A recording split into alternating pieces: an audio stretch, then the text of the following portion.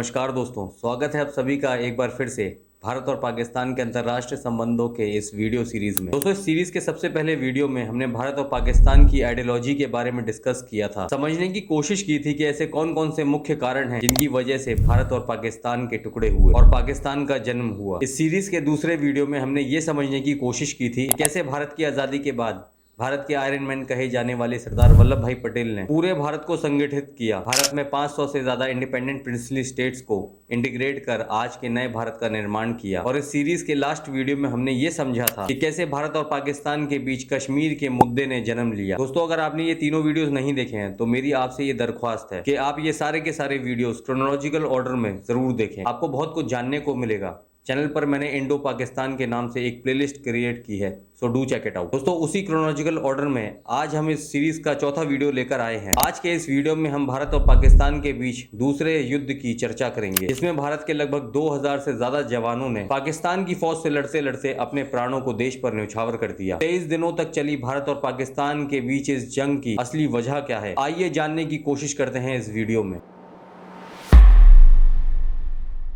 दोस्तों, जब भी कभी किन्हीं दो या दो से ज्यादा देशों के बीच में जंग का ऐलान होता है तो उस जंग के पीछे कई कारण होते हैं। उसी प्रकार भारत और पाकिस्तान के इस दूसरे युद्ध में कई गुत्थियां हैं जिन्हें आज हम लेयर बाय लेयर समझेंगे। दोस्तों, भारत और पाकिस्तान की 1965 की जंग की शुरुआत को समझने के लिए हमें उस वक्त के हालातों को समझना होगा जब जम्मू कश्मीर की पहली लोकतांत्रिक सरकार ने खुद का संविधान बनाकर भारत और महाराजा हरि सिंह की इंस्ट्रूमेंट ऑफ एक्सेशन की संधि को मंजूरी दी, जिससे जम्मू कश्मीर भारत का इंटीग्रल पार्ट कहलाने लगा। दोस्तों, उस वक्त पाकिस्तान के हालात कुछ ऐसे थे कि पूरे विश्व में कश्मीर को भारत का होते हुए देख पाकिस्तान खुद को हारा हुआ महसूस कर रहा था। वहीं दूसरी तरफ अंतर्राष्ट्रीय स्तर पर भारत की एक डिप्लोमेटिक जीत हुई थी। अब क्योंकि भारत और पाकिस्तान के बीच कश्मीर का मुद्दा काफी सेंसिटिव है और क्योंकि पंडित जवाहरलाल नेहरू जी की एक भूल के कारण ये मुद्दा यूनाइटेड नेशंस तक पहुंच गया था, तो इस मुद्दे का आसानी से हल निकलना थोड़ा मुश्किल था। वक्त के साथ साथ इस मुद्दे को अंतर्राष्ट्रीय स्तर पर विवादित रखने के लिए पाकिस्तान ने उस वक्त की दो ग्लोबल न्यूक्लियर पावर के साथ ब्लफ करना शुरू कर दिया। दोस्तों, 1945 में जब दूसरा विश्व युद्ध खत्म हुआ तब दुनिया को एक सिस्टमेटिक वे में चलाने के लिए, नए वर्ल्ड ऑर्डर की स्थापना करने के लिए विश्व की दो ग्लोबल न्यूक्लियर पावर यूएसए और यूएसएसआर ने अपने अपने socio economic and political system को दुनिया पर लागू करने की कोशिश की। एक तरफ यूएसए पूरी दुनिया में कैपिटलिज्म को लाना चाहता था, वहीं दूसरी तरफ यूएसएसआर दुनिया में कम्युनिज्म को स्प्रेड करना चाहता था। इन दोनों ग्लोबल न्यूक्लियर पावर के कारण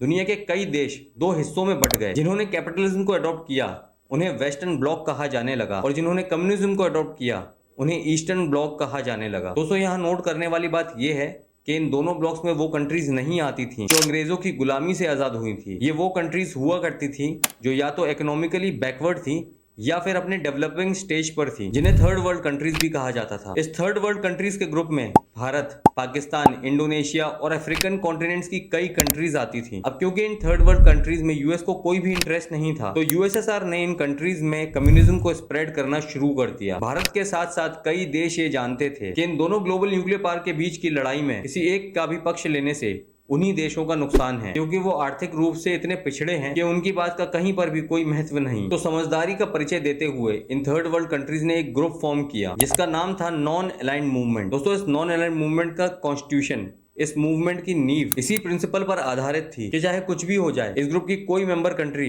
किसी भी ब्लॉक का पक्ष नहीं लेंगी, वो हमेशा न्यूट्रल रहेंगी। हालांकि इस मूवमेंट की ऑफिशियल शुरुआत 1961 में हुई थी, लेकिन इस ग्रुप को बनाने का विचार 1952 से ही शुरू हो गया था। आप ये जानकर काफी सरप्राइज होंगे कि पाकिस्तान भी इस ग्रुप का पार्ट था और पाकिस्तान ने नॉन अलाइंड मूवमेंट के बेसिक प्रिंसिपल को तोड़ते हुए वेस्टर्न ब्लॉक्स का साथ देना शुरू कर दिया। और 1945 में पाकिस्तान ने यूएसए के साथ सिएटो और बगदाद पैक्ट साइन करके यूएसए के साथ मिलिट्री अलायंस बनाना शुरू कर दी। इस मिलिट्री पैक्ट के चलते यूएसए ने पाकिस्तान को मिलिट्री एड्स प्रोवाइड करवाई, आर्म्स एंड एम्यूनेशंस प्रोवाइड करवाए, ताकि पाकिस्तान थर्ड वर्ल्ड कंट्रीज में यूएसएसआर के बढ़ते हुए कम्युनिज्म को रोक सके। पाकिस्तान को यूएसए द्वारा मिलिट्री एड प्रोवाइड करवाने पर दिल्ली में बैठी हुई भारत सरकार ने ये ऑब्जेक्शन उठाया कि यूएसए द्वारा पाकिस्तान को दिए गए हथियार भारत के खिलाफ यूज किए जाएंगे, जिससे कश्मीर का मुद्दा और ज्यादा कॉम्प्लिकेटेड होता जाएगा। पर उस समय यूनाइटेड स्टेट्स के प्रेसिडेंट डी आइजनहोवर ने भारत के प्रधानमंत्री श्री जवाहरलाल नेहरू जी को यह आश्वासन दिया कि यूएसए द्वारा पाकिस्तान को दी गई मिलिट्री एड सिर्फ और सिर्फ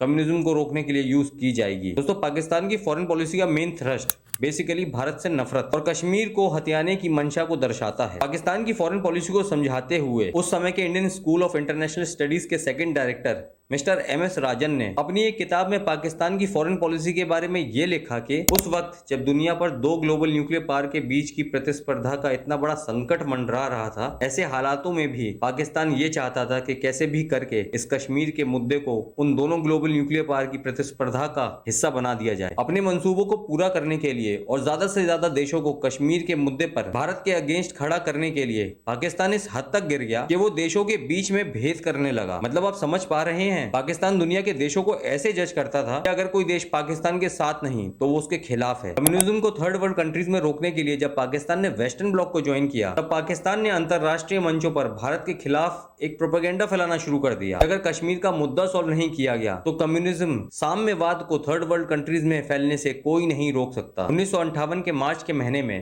पाकिस्तान की नेशनल असेंबली को एड्रेस करते हुए पाकिस्तान के प्राइम मिनिस्टर फिरोज खान नून ने भारत के प्राइम मिनिस्टर श्री जवाहरलाल नेहरू जी पर यह आरोप लगाए कि नेहरू जी कश्मीर का मुद्दा इसलिए सॉल्व नहीं करना चाहते क्योंकि नेहरू जी पूरे एशियन कॉन्टिनेंट में साम्यवाद कम्युनिज्म को लाना चाहते हैं। फिरोज खान ने वेस्टर्न ब्लॉक की डेमोक्रेसीज जैसे यूरोप और अमेरिका को भी वार्न किया कि अगर उन्होंने कश्मीर और कश्मीर के पीड़ित लोगों को भारत से आजाद नहीं करवाया तो वो पीड़ित कश्मीरी साम्यवाद को अपना लेंगे। मतलब ये तो वही बात हो गई कि हम धोखेबाज तो दुनिया में सब लोग धोखेबाज। माना कि नॉन अलाइंड मूवमेंट जैसे ग्रुप का मेंबर होकर भी पाकिस्तान ने इस ग्रुप के साथ गद्दारी की, इसका मतलब ये थोड़ी ना होता है कि भारत भी गद्दारी करेगा। जब बोला है कि किसी भी ब्लॉक का साथ नहीं देंगे तो नहीं देंगे।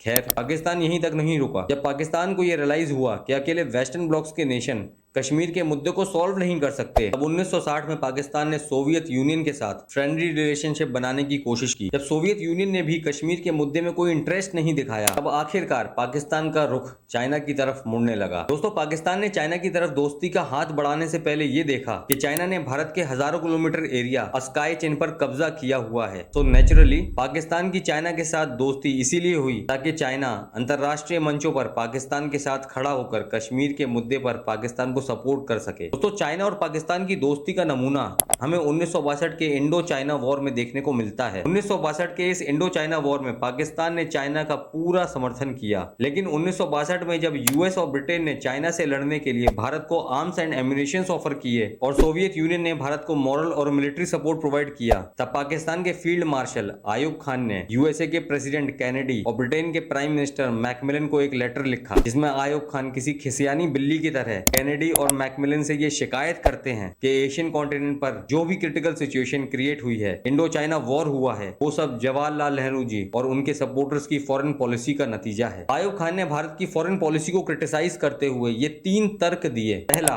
भारत की फॉरेन पॉलिसी सिर्फ कम्युनिज्म साम्यवाद को सपोर्ट करती है। दूसरा, भारत नॉन अलाइंड मूवमेंट की बातें करके वेस्टर्न ब्लॉक्स को बेवकूफ बना रहा है। तीसरा, कम्युनिज्म जैसी सोच और नॉन अलाइंड मूवमेंट जैसे ग्रुप से पाकिस्तान सहित पूरे एशियन कॉन्टिनेंट को खतरा है। ऐसे तर्क सुनने के बाद भारत के प्राइम मिनिस्टर श्री जवाहरलाल नेहरू जी ने आयुब खान को भारत में आमंत्रित किया ताकि भारत और पाकिस्तान के बीच के संबंधों को सुधारा जा सके। लेकिन भारत आने से पहले ही पाकिस्तान ने फिर से एक बार धोखेबाजी का सबूत देते हुए चाइना को भारत की वो टेरिटरीज दे दी जो पाकिस्तान ने भारत से 1949 में कब्जाई थी। पाकिस्तान का भारत की इन टेरिटरीज पर कोई हक नहीं बनता था, लेकिन फिर भी पाकिस्तान ने भारत के इतने सेंसिटिव एरिया को चाइना को देकर उस संभावना को भी खत्म कर दिया जिससे भारत और पाकिस्तान के बीच के रिलेशनशिप में सुधार किया जा सकता था। दोस्तों, भारत और पाकिस्तान के बीच 1965 की लड़ाई सिर्फ कश्मीर को लेकर ही नहीं बल्कि गुजरात सिंध बॉर्डर पर स्थित रान ऑफ कच्छ को लेकर भी लड़ी गई थी। देश की आजादी के बाद जब कच्छ की राष्ट्रीय रियासत भारत में शामिल हुई, तब पाकिस्तान ने कच्छ का भारत में शामिल होना मंजूर नहीं किया। पाकिस्तान ने कच्छ का लगभग 5000 स्क्वायर किलोमीटर एरिया पर अपना क्लेम किया। जब भारत ने पाकिस्तान के इस क्लेम को रिफ्यूज किया,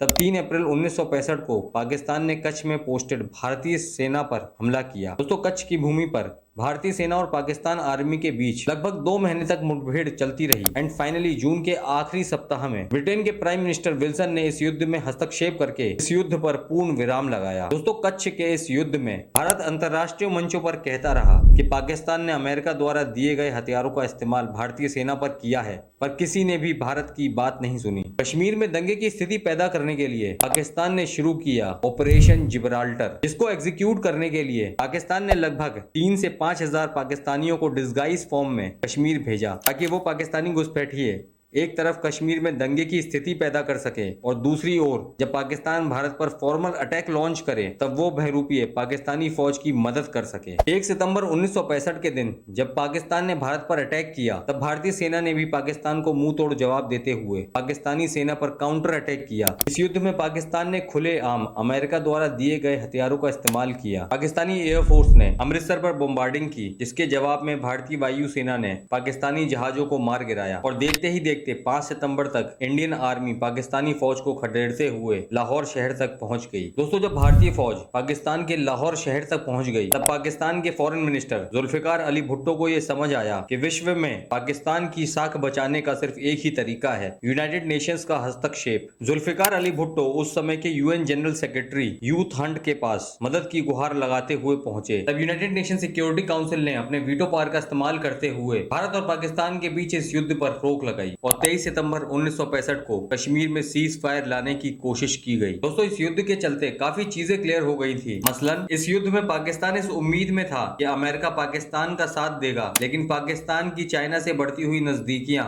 और पाकिस्तान द्वारा अमेरिकी हथियारों का गलत इस्तेमाल करना पाकिस्तान को ही भारी पड़ गया। इस युद्ध के अंत में सोवियत संघ के प्राइम मिनिस्टर एलेक्सी कोजिन ने भारत और पाकिस्तान के बीच एक समझौता करवाया, ताशकेंत एग्रीमेंट, जिसको भारत के प्राइम मिनिस्टर श्री लाल बहादुर शास्त्री और पाकिस्तान के प्रेसिडेंट आयुब खान द्वारा हस्ताक्षर कर भारत और पाकिस्तान के बीच शांति कायम करने की कोशिश की गई। हालांकि ये बात भी सच है कि पाकिस्तान ने शांति प्रस्ताव को ज्यादा महत्व नहीं दिया और आने वाले समय में बांग्लादेश को लेकर भारत और पाकिस्तान में फिर से एक बार युद्ध लड़ा गया, जिसको हम नेक्स्ट वीडियो में जरूर समझेंगे। दोस्तों, आपको आज का ये वीडियो कैसा लगा कमेंट बॉक्स में जरूर बताइएगा। वीडियो अच्छी लगी हो तो लाइक और शेयर जरूर कीजिएगा और अगर आप चैनल पर नए हैं तो चैनल को सब्सक्राइब जरूर कीजिएगा। धन्यवाद।